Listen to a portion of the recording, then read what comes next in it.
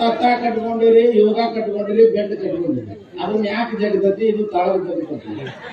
ಅದಕ್ಕೆ ಏನು ಯಾಕೆ ಜಾಕೋದಕ್ಕೆ ಮ್ಯಾಕ್ ಜಾಗದಾಗ ಅಂತ ತಳಗ ಇರ್ಬೋದಕ್ಕೆ ನೀವು ಅದನ್ನ ಸ್ವೀಕಾರ ಮಾಡಬೇಕೀಗ ಅನ್ನುವಂಥ ಮಾತನ್ನ ಬಹಳ ಒಂದು ವಿಶೇಷವಾದ ಆಗ್ರಹಪೂರ್ವಕವಾಗಿ ಇದನ್ನು ನಾವು ನಿಮ್ಮಲ್ಲಿ ನಿವೇದನೆ ಮಾಡಲಿಕ್ಕೆ ಇಚ್ಛೆಪಡ್ತೀವಿ.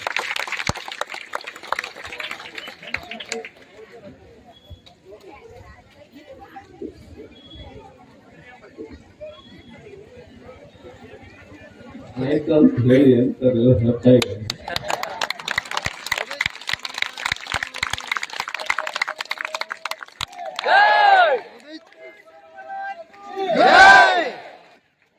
ನನ್ನ ಅಪೇಕ್ಷೆ ಏನಿದೆ ಅಂದ್ರೆ ಸದಾ ಕಾಲ ನಿಮ್ದು ಮಗನಾಗಿರ್ಬೇಕಂತಿದೆ, ಪಟ್ಟಾಧಿಕಾರಿ ಆಗಿರ್ಬೇಕು ಅಂತ. ಆದರೂ ಕೂಡ ನಿಮ್ಗೆಲ್ಲರ ಒತ್ತಾಯಕ್ಕೆ ಪೂಜ್ಯರೆಲ್ಲ ಇದಕ್ಕೆ ನಿಮಗೆ ಇಷ್ಟ ಇದ್ದಾಗ ಮಾಡ್ರೆ ಕಾರ್ತಿಕ್ ಮಾಸ್ತರ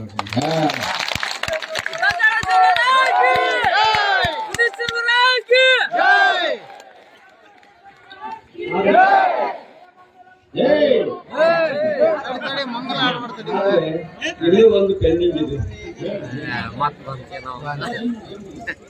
ಏನಂತ ಹೇಳ್ತೀವಿ ಅಂದ್ರೆ ನೆನಪಿರ್ಬೇಕು, ನಾವು ಆರಂಭ ಬಂದಾಗ ಹೇಳ್ತೀವಿ. ಈ ಪ್ರವೇಶ ಮಾಡಿದ ಒಂದು 2-3 ತಿಂಗಳಲ್ಲಿ ಹೇಳಿದ್ವಿ. ಏನ್ ಹೇಳ್ತೀವಿ ಅದು ನೆನಪಿದೆ? 775 ಗಿಡಗಳನ್ನು ಹಚ್ಚಬೇಕು, ಮರಗಳನ್ನು ಹಚ್ಚಬೇಕು ಒಂದು ಪರಿಸರ ಸಂರಕ್ಷಣೆಗಾಗಿ.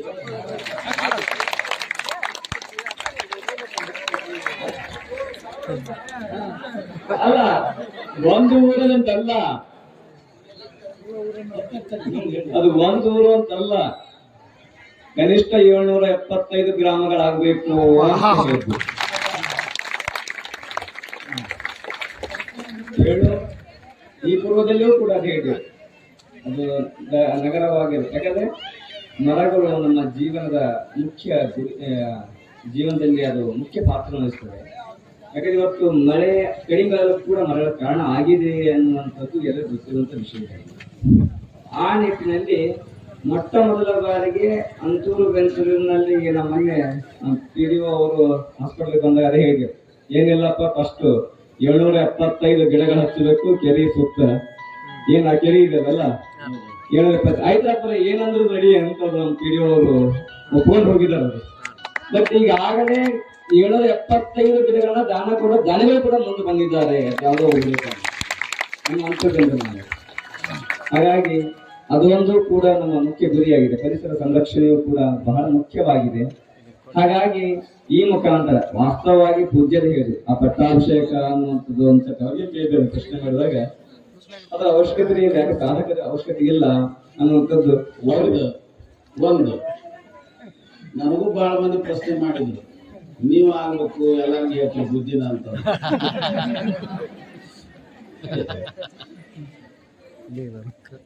ಅದು ಒಂಥರ ಅವರವರು ವಿವೇಚನೆಗೆ ಇರ್ತದೆ. ಆದರೆ ಪೂಜ್ಯರ ಹಂಗಿಲ್ಲ. ಈಗ ಅವರು ಎಲ್ಲ ಸಾಧನೆಯನ್ನ ಅನುಭವಿಸಿದ ಹಣ್ಣಾಗಿಬಿಡ್ತಾರೆ. ಆ ಹಣ್ಣನ್ನ ಎಲ್ಲರೂ ಇರಬೇಕು ಅಂತಂದ್ರೆ ಅವ್ರ ಪಕ್ಕದಲ್ಲೇ ಇರಬೇಕು, ಅದರ ಸವಿಯನ್ನ ಸವಿಬೇಕಂತಂದ್ರೆ. ಅದಕ್ಕೆ ಅಷ್ಟು ಸರಳ ಅದನ್ನ ಹಂಗ ಇದನ್ನ ಮಾಡ್ಲಿಕ್ಕೆ ಬರೋದಿಲ್ಲ ಅನ್ನುವಂಥ ಉದ್ದೇಶ ಇದ್ರಾಗ ಐತಿಪ್ಪ ಅನ್ನುವಂಥ ಮಾತನ್ನು ಹೇಳಿ ನೀವೆಲ್ಲ ಅದಕ್ಕೆ ಮನಸ್ಸು ಮಾಡಿದ್ದಕ್ಕೆ ನಿಮ್ಮೆಲ್ಲರ ಪರವಾಗಿ ತುಂಬ ಹೃದಯದ ಅಭಿನಂದನೆಯನ್ನ ಅವರಿಗೆ ಸಲ್ಲಿಸೋಣ ಅನ್ನುವಂಥ ಮಾತು. ಆ ಕಾರ್ಯಕ್ರಮ ನಿಮ್ಮ ಊರಿನ ಎಲ್ಲ ಪ್ರಮುಖರು ಮತ್ತು ಶಾಸ್ತ್ರೀಜಿಯವರು ಮತ್ತು ಎಲ್ಲರನ್ನ ಮುಂದೆ ಇಟ್ಕೊಂಡು ಅದು ಯಾವಾಗ ಸನ್ನಿವೇಶ ಬರ್ತೈತಿ ಆ ನಿರಂಜನ ದೀಕ್ಷೆಯನ್ನ ಪಡೆದ ಮೇಲೆ ಅದು ಪೂರ್ಣಗೊಳ್ತದೆ. ನಿಮ್ಮ ಏನು ಯೋಗ ಸಮಾಧಿ ಅನ್ನುವಂಥದ್ದು ಪೂರ್ಣ ಆಗ್ಬೋದೆ, ಇನ್ನು ಆಗೇತವ್ರು ಪೂರ್ಣ ಆಗ್ಯದ. ಆದ್ರೆ ಮತ್ತು ಅದಕ್ಕೊಂದೇನೋ ಮುದ್ರಿ ಅಂತಾರಲ್ಲ, ಹಂಗೆಲ್ಲ ಇರ್ಬೇಕು. ಹಂಗೇನೋ ಇರಲಿ ಅನ್ನುವಂಥದ್ದು ಅವ್ರ ಆಚಾರ ನನಗೆ ಭಾಳ ಬಂದ್ರಿ. ಈಗ ಈಗ ನಾನು ಗುರ್ತ ನಾನು ದಾರಿ ತಪ್ಸಕೈತಿದ್ರು. ನೀವೆಷ್ಟು ಬಡಿವಾರ ಮಾಡಿ ನನಗೆ ಬುದ್ಧಿ ಹೇಳ್ತೀರಿ, ನೀವೇನು ಇಟ್ಟಿದ್ರಿ ನಿಮ್ಮ ಬುದ್ಧಿನ ಅಂತ ಕೇಳ್ತಾರೆ. ನೀವ್ ಯಾಕೆ ಆಗಲಿಲ್ಲ ಅಂತ ಕೇಳ್ತಾರೆ. ನಮ್ದು ಹಿಂಗ ಸಂಚಾರ, ನಮ್ದು ಎಲೆಕ್ಟ್ ನಿರಂಜನ ಕಂಪ್ನಿ ನಮ್ದು. ಅದಕ್ಕೆ ಅದು ಸಂದರ್ಭೋಚಿತ ಅದು ಅವರು ಹಂಗೆ ಹಿಂಗೆ ಮಾಡ್ಕೊತ ಹೋಗುದೈತಿ. ಸುಮ್ಮನೆ ಒಂದಿಷ್ಟು ಸಂತೋಷದಿಂದ ಇರುದೈತಿ, ಎಲ್ಲರ ಅಪೇಕ್ಷೆಯನ್ನು ನೆರವೇರಿಸಿದೈತಿ. ಸದ್ಭಕ್ತರ ಇಚ್ಛೆಯನ್ನು ನೆರವೇರಿಸುವುದು ಸ್ವಾಮಿ ಕರ್ತವ್ಯ ಅಂತ ಸ್ವಾಮಿಗಳು ನೀವು ಆಗಿದ್ದರಿಂದ ನಿಮ್ಮ ಮೇಲೆ ಬಹಳ ಅಪೇಕ್ಷಿತರಾಗಿ ಇವರೆಲ್ಲ ಅದಾರ. ಅವರನ್ನ ನಿಮ್ಮ ಬಿಟ್ಟರೆ ಇರ್ಲಿಕ್ಕೆ ಅವ್ರಿಗೆ ಆಗಂಗಿಲ್ಲ, ನಿಮ್ಮನ್ನ ಅವ್ರು ಬಿಟ್ಟು ಅವ್ರಿಗೆ ಆಗಂಗಿಲ್ಲ, ನಿಮ್ಮ ಅವರಿಲ್ಲ. ಹಂಗ ಅಭಿನವ ಭಾವ ಸಂಬಂಧ ಇರುವುದರಿಂದ ನೀವು ಅದನ್ನು ಒಪ್ಪಿದ್ದೀರಿ ಎನ್ನುವಂಥದ್ದನ್ನು ಸಂತೋಷದಿಂದ ಹೇಳಿ ಈ ಕಾರ್ಯಕ್ರಮ ನಿಮ್ಮೆಲ್ಲರ ನೆರವಿನೊಂದಿಗೆ ನೆರವೇರಲಿ. ಆ ಬುಧೀಶ್ವರನ ಆಶೀರ್ವಾದ ಎಲ್ಲರ ಮೇಲೆ ಇರಲಿ ಹಾಗೆ ಅಂತ ಹೇಳಿ ಆಶೀರ್ವಚನ ಇನ್ನೊಂದೆರಡು ಮಾತು ಏನಾರ ಇತ್ತಂದ್ರೆ ಮತ್ತೇನಾರು ಹೇಳಿ ಅಂತ ಹೇಳಿದ್ರೆ ಆಮೇಲೆ ಇನ್ನೊಂದು ಅವ್ರು ಏನೋ ಒಂದಿಷ್ಟು ಬೇರೆಯೂ ಸಹಿತ ಅವ್ರು ಏನಾರ ಒಂದಿಷ್ಟು ಹಂಗ ಹಿಂಗ ಅಂದ್ರೂ ಸಹಿತ ಯಾರು ತಪ್ಪಾಗಿ ಭಾವಿಸಬಾರ್ದು. ಯಾಕಂತಂದ್ರೆ ಅವ್ರದ್ದು ಇನ್ನೂ ಆ ಒಂದು ಮನಸ್ಥಿತಿ ಆ ಲೆವೆಲ್ ಅವ್ರು ಏನೋ ತಮ್ಮ ಇದ್ರೊಳಗೆ ಇರ್ತಾರ. ಅವ್ರಿಗೆ ಏನನ್ನುವಂಥದ್ದು ಹೆಚ್ಚು ಕಡಿಮೆ ಆಗ್ತಿರ್ತದೆ. ಅಂದ್ರೆ ಅವರು ಆ ವಿಚಾರದೊಳಗೆ ಅವ್ರು ಏನೋ ಈಗ ಹೇಳಿದ್ರು ನನಗೆ ಅವ್ರಿಗೆ ಬೇರೆ ಯಾರೇನು ಹಚ್ಕೊಳಕಲ್ಲ. ಅವ್ರ ತಾಯಿ ಮಕ್ಕಳ ಬಾಂಧವ್ಯದಿಂದ ಅವ್ರನ್ನ ಸ್ವೀಕಾರ ಮಾಡಬೇಕು. ಅವ್ರದ್ದು ಯಾವುದನ್ನು ನಾವು ಹಚ್ಕೊಳ್ಳುವಂಥ ಪರಿಸ್ಥಿತಿ ಒಳಗಿಲ್ಲ. ಅವ್ರು ಏನಂತಾರ ಅದು ಎಲ್ಲ ನಾವು ಸಹಿಸಿಕೊಂಡ ನೀವೆಲ್ಲ ಅದನ್ನೆಲ್ಲ ಮಾಡಬೇಕು ಅನ್ನುವಂಥ ಮಾತನ್ನು